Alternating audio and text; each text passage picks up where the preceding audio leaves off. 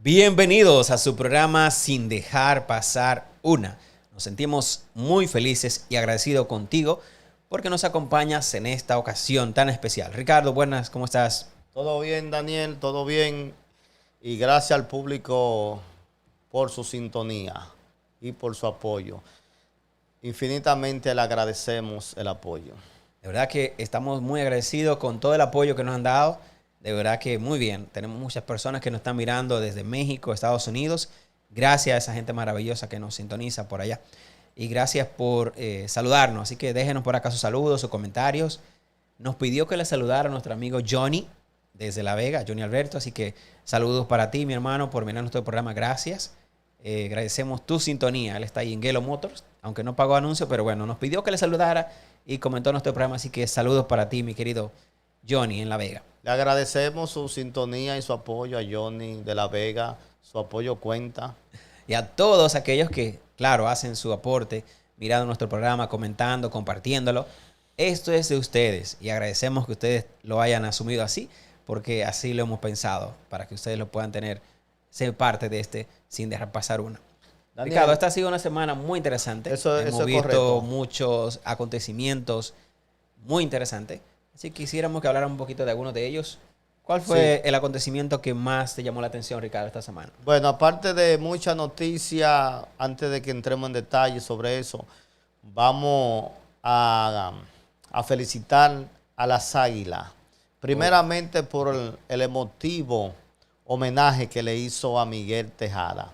Muy merecido. Excelente homenaje y desde acá también lo compartimos. Miguel Tejada, el pelotero de la patria. felicidades para nuestro equipo, yo sé que Lucho, aunque pierda. Bueno, yo soy liceísta, pero Claro, honor a quien honor merece. Y eso les es. reconozco el magnífico y hermoso espectáculo que le hizo en homenaje a nuestro pelotero de la patria, Miguel Tejada. A pesar de los errores y todas las cosas, pudieron, pues, ganaron, ¿eh? Y era lo que se quería al final. Sí, Daniel, tenemos muchos temas, entre ellos, Dentro de los temas que hemos visto esta semana, solamente mencionar algunos tristes, como el caso de la guerra que estamos viendo por allá, por el Medio Oriente. Triste las cosas que están viviendo estas familias, estas personas.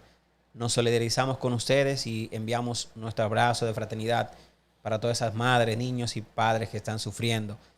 Sé que no tiene nada que ver con esto, pero lamentablemente son sufridos y están recibiendo de manera drástica pérdidas y humanas, materiales, que no se pueden recuperar. Nuestro saludo para ustedes, amigos, desde allá. Y nos unimos en oración para que las personas que dirigen estas guerras y estos conflictos puedan encontrar la mejor forma de salir y avanzar de ello. Y hablando de conflictos, Ricardo, en esta semana vimos un conflicto interesante en nuestro país, República Dominicana, que fue cuando los agentes de migración, Policía Nacional, Ejército, creo que pusieron ahí sí, todos los incumbentes que tienen que ver con departamento castrense a la orden para entrar a un barrio que hemos bautizado, han bautizado a las personas como el pequeño Haití, en Bávaro, y soy en Punta Cana, en Punta Bávaro, Cana. Friusa. Sí, el director de migración, a través de un operativo, se hizo acompañar de los diferentes cuerpos castrenses y demás instituciones que rigen y son competentes para estos operativos. Sí, es interesante que ellos dicen, bueno, apresaron o detuvieron 250 personas indocumentadas en, en esta localidad de Frusia, pero sin embargo, hemos escuchado decir que de cada 10 dominicanos que viven ahí, hay 8 que son haitianos. Y según los datos que vimos por ahí, hay más o menos un promedio de 22.000 personas que viven en esta localidad, Ricardo. Si tú tienes 22.000 personas que viven ahí y 8 de cada 10 son haitianos, significa que hay un promedio de 17, 18.000, por ejemplo. Podríamos decir que son haitianos. De ese promedio de 18.000, es casi seguro que hay un 80% de ellos que están sin documentos. Entonces, si tú me sacas de ahí de 12.000 personas que posiblemente estén en manera ilegal, me saca 250, pues es como una picada de un mosquito lo que se ha hecho. Sí, un logro, pero ¿a qué precio? No es un logro significativo el que se ha hecho. Sacar 250 de 12,000, pues no es mucho lo que se ha hecho. Temiblemente, este es un barrio que se ha constituido como un pequeño Haití, así lo han dicho, y no se atrevían las autoridades a entrar. Para poder entrar tuvieron que hacerlo con un arsenal enorme de gente, un contingente interesante, para poder entrar a esta ciudad, o a este barrio, a esta localidad. Ahora, ¿qué es lo triste de esto, Ricardo? Y es donde yo quiero que usted y yo pensemos. Sí, me está sacando los indocumentados de Frusia, pero me lo está llevando a la frontera. Es decir, no me lo está sacando del país, sino lo lleva a la frontera, lo deja ahí. Los vecinos de aquel lado de la frontera no quieren que le manden personas para allá porque está difícil la situación. Ellos no lo llevan. No es de que te lo traes a la frontera y tú de ahí te lo llevas. No, ellos no reciben a nadie, sino que ellos lo dejan en la frontera.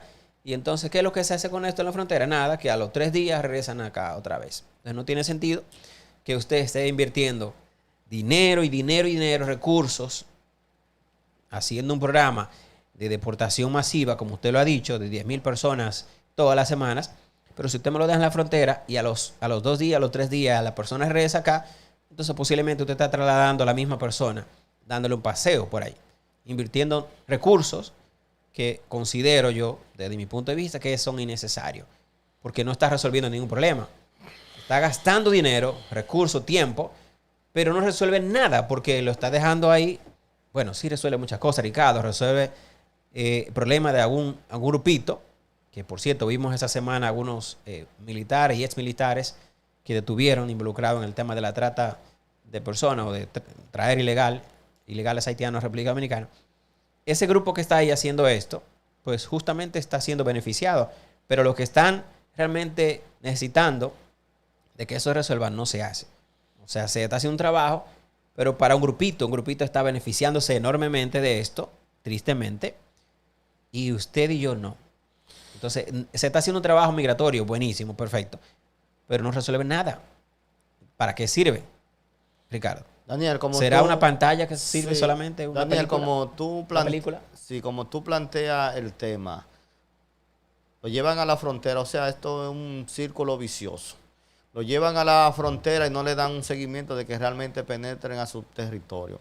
Y lo otro es que lo que pasó en Frusia debería ser un comportamiento del Estado frente a la emigración haitiana, que es la mayoría. Y a la misma vez también a las demás migraciones, China. Y sobre todo aquí hay muchos europeos que viven de manera irregular y los cuales lo que le están haciendo daño porque una inmensa mayoría de esos europeos que se encuentran aquí de manera irregular, lo que está en mafia. Daniel, pero simplemente si hay voluntad política, esos temas se resuelven.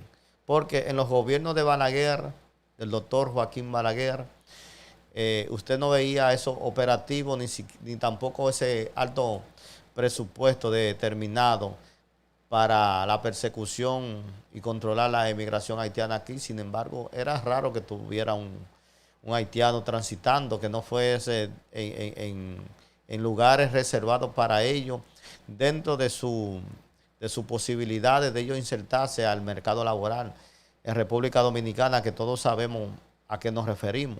Ahora bien, ¿qué ha pasado con las autoridades? Corrupción y mucho permisivismo. Se ha permitido, se ha sido permisivo y esto nos va a llevar, nos hace frágil y nos va a llevar la nacionalidad. Bueno. Mira, Ricardo, algo que pasa con este tema de la migración es la mano de obra que se está usando. Hace unos días yo me di un paseo por la calle Duarte, aquí de Santo Domingo.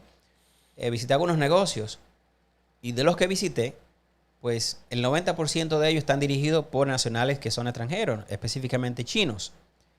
Y los empleados, el 90% de los empleados son haitianos o extranjeros y el otro 10% son chinos, que son los dueños. Es decir, que casi el 100% de los empleados que trabajan en la avenida Duarte son extranjeros. Daniel, según la ley, hay una ley que dice, Ricardo, perdón, sí, que debe ser el 80% de la mano de obra nacional y el 20% de los extranjeros. Pero en ese caso no aplica porque los dueños de estos comercios, la mayoría, el 90% son de nacionalidad china y los empleados de la mayoría, el 90% son nacionales extranjeros. Sí, ¿Qué pasó ahí? le agrego a tu comentario que es el código laboral, que en protección no solamente a la producción nacional, sino a la mano de obra nacional. De cada 100 empleados, 80 tienen que ser dominicanos. Pero aquí, con esos establecimientos chinos y también la facilidad de emplear una mano de obra barata, están acudiendo a la población haitiana para dar esos tipos de empleo. Pero, en resumida cuenta, con relación a lo que pasó en FIUSA, eso debe ser una política de Estado, no de un director X de migración, sino una política de Estado. Porque mira como tú dices, en FIUSA prácticamente hayan 22,000 habitantes y de esos 22,000 fácilmente cerca de 19,000, según el porcentaje, si de cada 10 son 8 haitianos, de 24, de 22 estamos que 19 son extranjeros haitianos, viven de manera irregular. Pero eso es la fragilidad del sistema.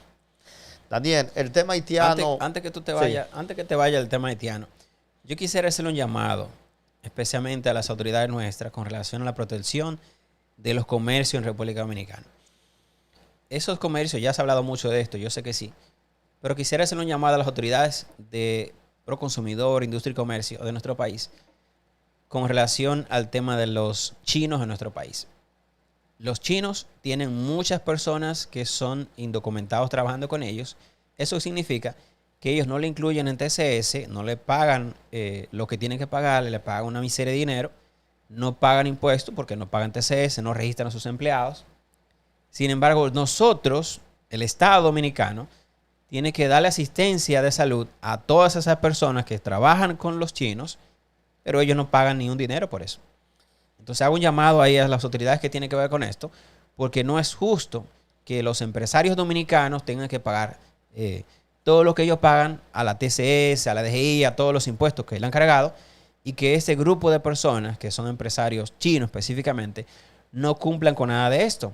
Es injusto y es una competencia desleal la que se le está haciendo a los empresarios dominicanos, y hacemos un llamado porque realmente es una carga muy pesada la que está llevando el empresariado dominicano con la mano de obra o con los empresarios específicamente chinos. O sea que hasta la emigración llega el entreguismo de este país. Forzamos a la producción local con un sinnúmero de impuestos y regularizaciones exigidas a través de leyes adjetivas para de una manera coercitiva imponerle una conducta, sobre todo una conducta en lo que es requerirle el pago de impuestos. Sin embargo, estos asiáticos, conjuntamente con la presencia haitiana, aquí usan nuestros servicios, viven en un sistema democrático a poco costo y con poca sacrificio. Pero, mira, el tema haitiano tiene que ser tener capítulos siempre en este programa y todos los demás. ¿Tú sabes por qué básicamente se activó una política un poquito efectiva con relación a esa gran presencia migratoria de manera irregular? Por los programas, sobre todo de redes sociales. Sobre todo por este tipo de programas. Pero, en resumida cuenta, aquí siempre se va a hablar hasta que no haya políticas realmente definidas para controlar esa situación y que las autoridades con responsabilidad actúen sobre dicha cosa, sobre dicho tema. Finalmente, Ricardo, el problema no es que se haya activado una ¿cómo decirlo?, actividades de migración, sino que no funcionan para nada. Son pantallas, cortinas de humo que no sirven para nada, porque tú estás moviendo a las personas solamente dándole un paseo en las guaguas del Estado, pero no estás resolviendo ningún problema. Sí, hay mucho movimiento, se están recogiendo todos los días los haitianos, pero no sirve para nada. O sea, tú estás haciendo todo este movimiento para nada. Esto me hace pensar, Ricardo, bueno, quería decir algo antes de que... No, te escucho. Esto me hace pensar en que el artículo número 1 de nuestra Constitución dice que somos una ciudad o un país soberano e independiente, una nación libre e independiente. Pero hemos visto en los últimos días y las pruebas que usted y yo vemos están aquí, vemos que eso no es así. No somos una nación libre ni independiente. O sea, que no tenemos soberanía. Daniel, No. hablando de la Constitución, vamos a entrar en materia un poquito en términos constitucional. Nuestra primera Constitución, que nace después de la independencia de 1844, después del 27 de febrero. El 1 de marzo, o sea, día después de la independencia, se inaugura un gobierno llamado Junta Gubernativa, presidida por Tomás Bobadilla. Tomás Bobadilla se hace representar, dándole condiciones de diputados, a 5 especialistas en derecho constitucional y con experiencia en lo que son los procesos constitucionales. Entre ellos, Buenaventura Báez, el cual a la misma vez un oportunista que fue por la fragilidad de nuestro sistema en la República acabado de nacer, fue presidente 5 veces. También estuvo ahí María Cabral Valencia, Vicente Mancebo, Andrés Rondón y entre otros, para redactar la nueva constitución del país que había nacido recientemente. Tenemos un territorio, un gobierno y un grupo de personas habitando un territorio. ¿Qué prosigue? Un texto constitucional para inscribir a nuestro país en los estándares internacionales. ¿Qué hicieron esta comisión nombrada el 1 de marzo? Primeramente buscan los textos La República de Platón para darle estructura de manera institucional al país que acababa de nacer. Buscan la política de Aristóteles para que haya una filosofía de las relaciones entre las instituciones.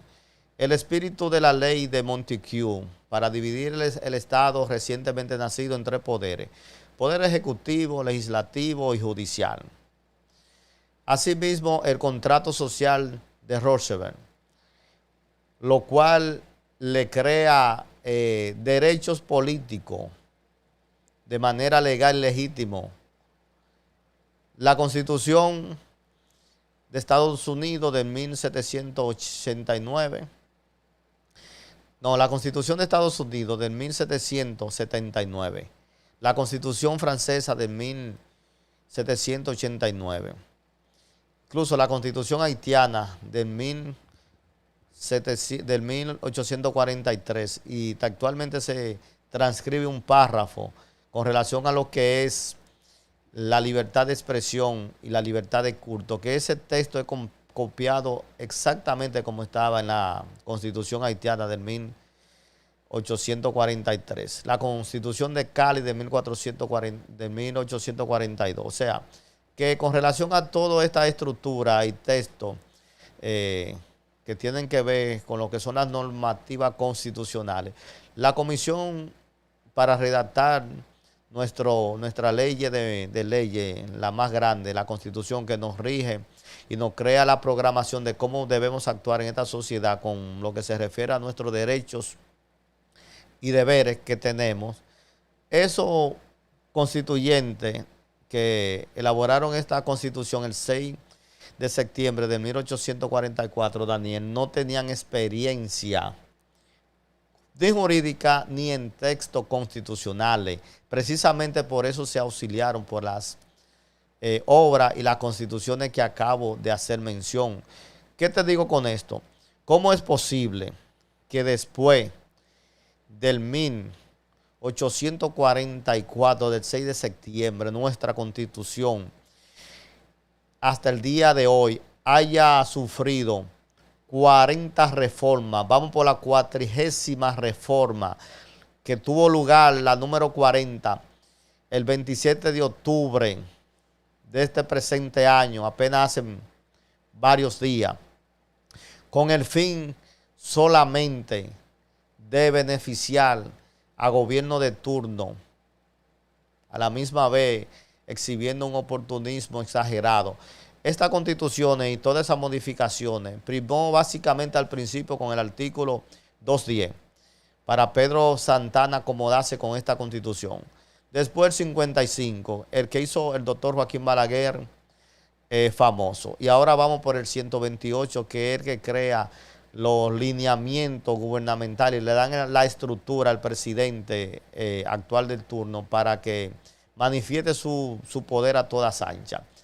Pero con relación a este breve análisis que estoy haciendo y un poquito acelerado por el tiempo de lo que es nuestra materia constitucional, para mí, y no lo digo, Daniel, para congraciarme con nadie, la mejor constitución que nosotros teníamos era la que existía antes del 27 de octubre del presente año, apenas hace días, porque en esa constitución todo lo que se plasmó en esta, ahí estaba, con excepción que de 190 diputados los rebajaron a 170.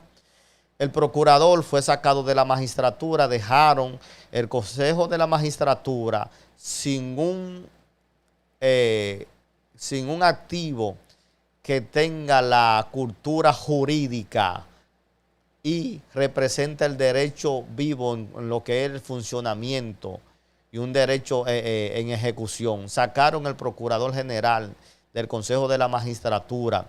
O sea, ¿quién representa el derecho vivo? Y a la misma vez introducen al presidente del Tribunal Constitucional, un juez prácticamente teórico que está ahí simplemente para escuchar, pero en funcionamiento del derecho no tiene ese modo coercitivo, ni esa acción de manera extraordinaria y radical en lo que es el funcionamiento del derecho y cómo se ejerce el derecho en esta sociedad a través de los tribunales y a través de la criminología.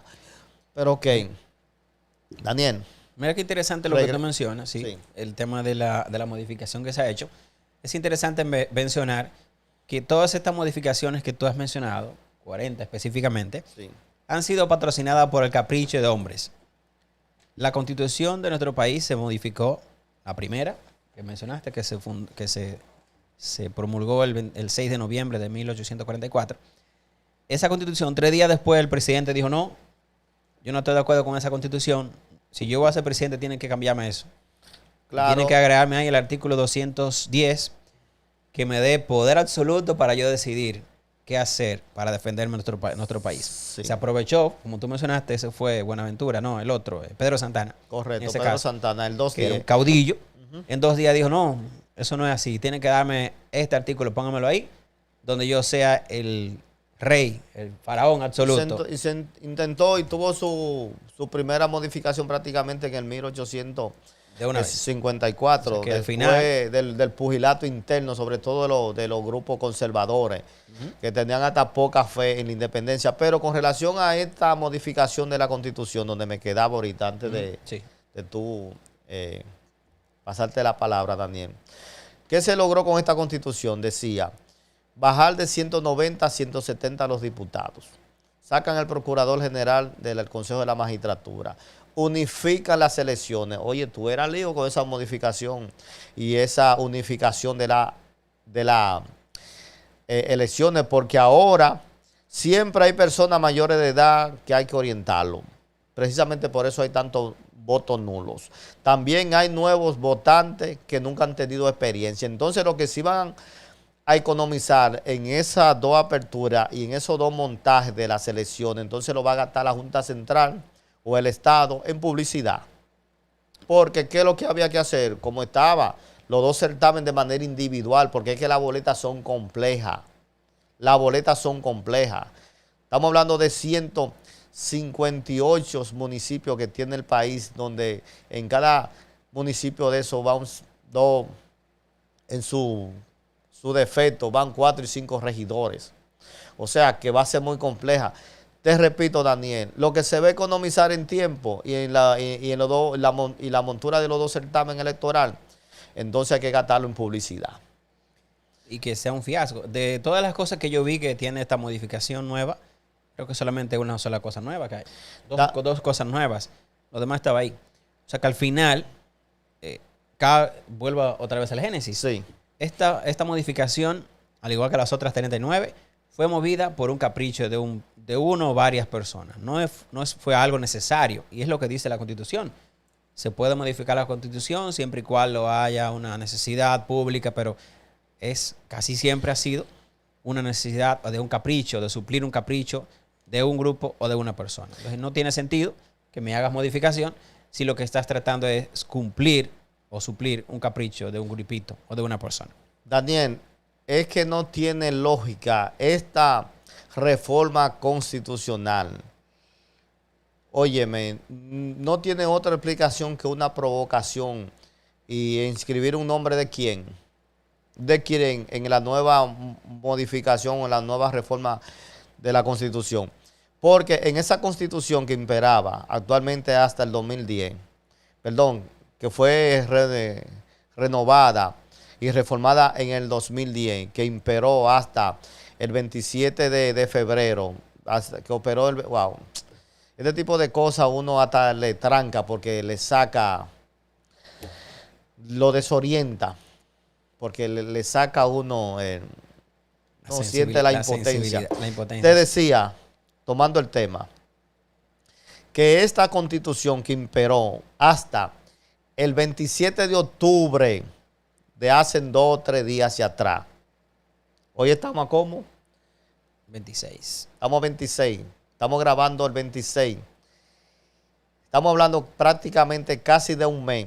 Esa Constitución que imperó desde el 2010 hasta el 27 de octubre, repito, no era necesario la modificación ni la reformación. Esto es simplemente una provocación. Sobre todo en esa Constitución que estaba anteriormente, hasta ahorita prácticamente, los legisladores de ese momento expresaron experiencia y nos definían ya como pueblo y expresaban, repito, una vasta experiencia en derecho constitucional. Y algo muy importante, que la posición de la minoría fue respetada.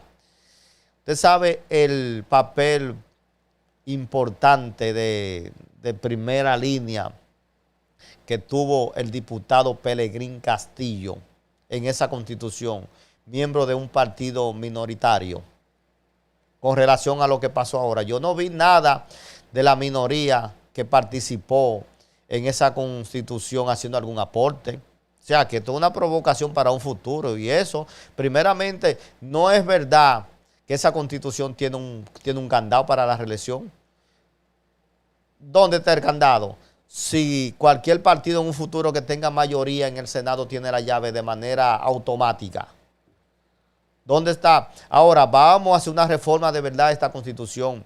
Vamos, el próximo año, señor presidente, vamos a ponerle el referendo y el plebiscito a esa Constitución. Que cada vez que alguien intente modificar esa Constitución, consulte al pueblo a través de un referéndum. Vamos a hacerlo así, a ver si es verdad que somos sinceros. Daniel. Sí, me parece interesante este planteamiento. Y dicen por ahí un refrán que el pueblo merece, ¿cómo que dice? Tiene los gobiernos que merece. Siempre lo he dicho, y creo que coincides contigo, Ricardo, que no es bueno poner todo el poder en una sola mano. Ya lo vimos con el PLD cuando lo hicimos y vimos qué pasó. Y lo repetimos nuevamente. Nunca es bueno poner todo el poder en una sola mano, en un solo partido. Porque al final termina haciendo lo que quizás no debería. Yo siempre me hago una pregunta, Ricardo. Si el gobierno del PRM, o del partido oficialista, dice que no roba a nadie, no hace nada, y acusa al otro gobierno que ha salido de robarse todos los millones del mundo, millones y millones de pesos, y ahora nadie roba, ¿por qué el gobierno tiene déficit? Pregunta que le dejo ahí para que usted la medite. Bueno, ¿Por qué hay déficit si no hay robo y no hay una inversión cuantiosa quizás que diría, bueno, es que están invirtiendo mucho? Le dejo esa pregunta para que usted la revise por ahí, piense un poquito en ella, en este tema. nada. Algo que no vi, Ricardo, en esta promulgación o reforma de la Constitución fue algo referente al tema migratorio. Nosotros somos una isla pequeñita y estamos llenos de personas que son migrantes de manera irregular, no solamente de nuestros vecinos de Haití, sino de todas partes, vienen personas y se quedan aquí años y años y nadie sabe quiénes son y de dónde vienen y no pasa nada. Qué raro que no incluyeron ahí, Ricardo, nada que tenga que ver con el tema migratorio hacia la República Dominicana. Daniel, se intentó, dentro de los 10 artículos que se modificó a la Constitución últimamente, y la número 40, cuatrigésima, se intentó modificar el artículo 16 de cómo se adquiere la ciudadanía, pero tuvimos muchas pronunciaciones de gente realmente con criterio propio y se evitó que se modificara ese artículo con relación a esto, porque también se pretendió. O sea que estamos gobernando sin criterio, sin objetividad y sin seriedad de respetar a este pueblo, a este país, a esta nación. Daniel, sobre esto vamos a seguir hablando porque son temas de la cotidianidad y de la forma de nosotros vivir. Siempre vamos a hablar de estos temas que hemos comentado. Voy a referirme ahora a las elecciones internas que tuvo el PLD el domingo 24. El domingo pasado, donde se ratificó al presidente del partido, a Danilo Medina, con un 67%, Danilo y sus 67%. Danilo con un discurso empoderado producto de prácticamente del desastre de algunos funcionarios de esta administración. Óigame, este desastre que tienen algunos funcionarios y esta permisividad que tiene el presidente con algunos funcionarios ha sido una causa donde Danilo ha encontrado su poder, por lo menos de referirse a este pueblo, donde él lo que debería estar dando explicaciones de muchas cosas. Pero con estas elecciones está empoderado, nuevo presidente, o fue ratificado prácticamente porque él es el dueño del PLD. Pero amén con eso. También participaron en estas elecciones como secretario general, que ganó la posición, Johnny Pujols, un jovencito de unos casi 40 añitos, que de otra manera también el PLD le dice a la fuerza del pueblo a través de este joven que hay talento. Es un mensaje prácticamente a Omar Fernández, que con relación a Omar Fernández te voy a decir algo más, Daniel. Y conjuntamente corrieron por la secretaría del PLD, José Dante y el ex senador de la provincia de Elías Piña, Iván Lorenzo, que yo, desde mi punto de vista personal, consideraba que Iván Lorenzo hacía mejor papel ahí en la secretaría del PLD, porque iba a ser más combativo. Y en estos tiempos necesitamos oposiciones realmente fuertes, que den equilibrio y le digan a los funcionarios actualmente gobernantes que el tiempo pasa y vendrán pedidos de cuenta. También felicitamos al joven Ariel Jiménez, que pasó al comité político, entre otros. Así pasó. Con relación al tema de Omar Fernández, estoy viendo en las redes y algunos sectores políticos que están aupando a Omar Fernández. Mire, Omar Fernández, primeramente, la formación académica e intelectual que tiene no es verdad que se va a enfrentar con el papá.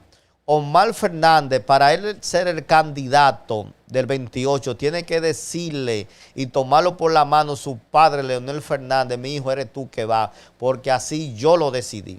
Si eso no es así, olvídense de eso. Porque hay gente que están buscando vaya o una persuasión con relación a este joven, ya que no tienen, parece que no tienen criterio político, no tienen conocimiento político, no tienen cultura política, manejan lo pragmático en política, que están aupando a este muchacho que realmente para el 28 no es cierto que va a tener las condiciones para competir. Por ejemplo, en el PRM como con Guido Gómez Mazara. Otra cosa, que para el 28 el mejor candidato que puede tener el PRM es Guido Gómez Mazara, porque Guido Gómez Mazara es un político maduro, experiencia de Estado, es un estadista, tiene las condiciones intelectuales para ser presidente de este país. Y es un hombre que conoce este país de arriba abajo. Usted produce, por ejemplo, una encuesta y pregunta en el Limón de Jimaní quién es David Collado y lo sienta en un parque, nadie sabe quién es ese señor. Usted sienta en el Guayabal de Azo a Carolina Mejía y nadie sabe quién es esa doña. Usted sienta en la Clavellina de la provincia de Bauruco por ejemplo, a Yayo Lobatón, nadie lo conoce. El único candidato acabado, maduro y con capacidad que tiene el PRM para el 28 es Guido Gómez Mazara. Y el que puede competir con Leonel Fernández, que va a ser de la fuerza. No es verdad que va a ser Omar Fernández. A esos poco pragmáticos que están aupando el muchacho, ese enfrentamiento, ese pugilato, ustedes no lo van a ver entre padre e hijo, porque hay demasiada formación académica, intelectual y demasiado conocimiento para ellos caer en esa bajeza. Daniel. Mira, que te decía también, o te iba a decir, que está bien que Guido Gómez Mazara tiene todas las condiciones, pero es Popi. Guido Gómez Mazara, Daniel. Recuerda que es un requisito ser Popi para poder...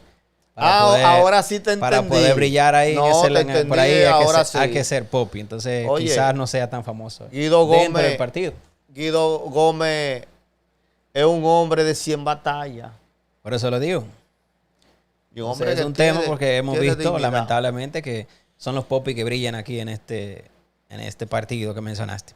Tristemente. Eso es así, Daniel. Daniel, vamos a hacerle la invitación nuevamente a los amigos que hacen el favor de vernos y escucharnos a través de las plataformas, la invitación claro que nos sí, sigan, por favor. Claro, por favor. Síganos, déjenos sus comentarios, coméntenos, díganos de dónde nos visitan. Antes de que nos vayamos también, Ricardo, quería mencionarte el tema de los tapones en la República Dominicana, específicamente en Santo Domingo, que se ha incrementado en los últimos días de manera interesante y que hay una lucha por que se hagan.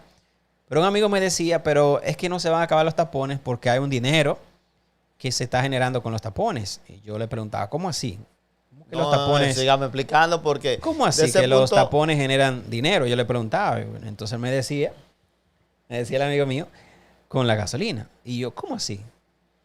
Bueno, de ese punto de vista, Daniel, tú, por ejemplo, haces un cálculo, ¿qué cuesta un barril de petróleo? Un barril de petróleo, por ejemplo, ahora mismo cuesta 69, 70 dólares. Tú lo llevas a peso, ¿verdad? Te hace 2,000 y pico de pesos, no te da una calculadora acá. Entonces, tú lo multiplica por 53, porque un barril de petróleo se le sacan 53 galones de gasolina a 297 pesos, que está la premium. Oye, es un dineral, o sea, que como tú introduciste el tema, que tú tienes que explicarlo. Desde el punto de vista que los tapones, tú lo que quieres dejar dicho, están dejando un beneficio. Si un galón de gasolina. ¿A quién está vendiendo la gasolina? Bueno, que al gobierno, al Estado. Él me decía, bueno, mira qué es lo que pasa. Un galón de gasolina te cuesta 290 pesos promedio. Y de esos 290, el 40% promedio son de impuestos. Entonces, si tú quemas en tapón 1 millón de galones por día, ¿cuánto está produciendo en impuestos al Estado?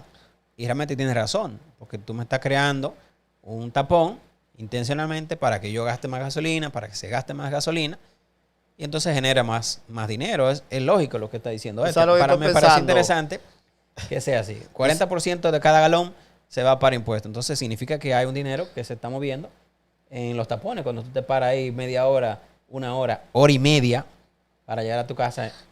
Sí, pero ese es un impuesto directo. Hay que ver los impuestos colaterales. También. Fácilmente un galón de gasolina no baja de 90 pesos de impuesto.